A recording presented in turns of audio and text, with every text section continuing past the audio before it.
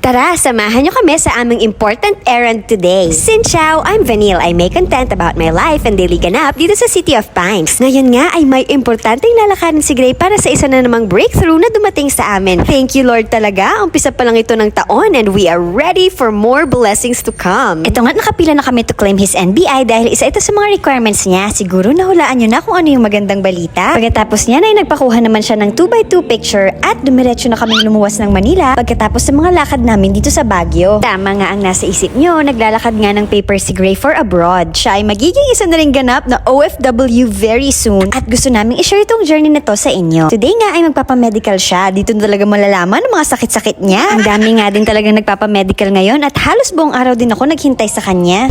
Yung nakasulat dun, female lang naman daw maghanap. Pero dun sa male, buti na lang sabi. Ito, mga narinig. Kutuwad daw. Ang kasabayan ko. Sinabi ko na yun sa'yo, di ba?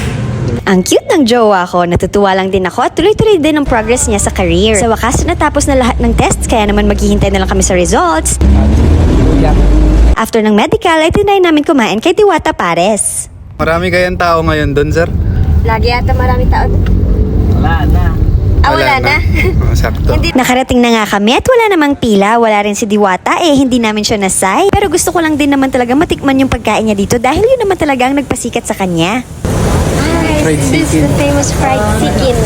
In-order nga namin yung sikat na fried chicken at pares. 2 piraso nga ang binigay kay Gray dahil maliliit daw. Pero totoo lang, malaki na yung 1 piraso ha. Kaya naman, sulit na sulit din at masarap talaga. Pangmasa ang lasa. Okay lang. Sarap. 120 pesos lang yan with only rice and sabaw and free soft drinks. Akin naman ang pares, malinamnam at pasok na pasok sa panlasa ng masa talaga. Ginutom talaga kami dahil galing pa kaming biyahe kaya ang haba na ng araw na ito para sa amin. Anyway, natapos na kami kumain at bumiyahe na rin kami agad paakyat ng Baguio. Ay, nakakapagod na alala ko nung ako naman ang naglalakad ng papeles ko. Pero thankful kami sa opportunity na ito. Hanggang dito na lang muna. Salamat sa panonood. Kita kits!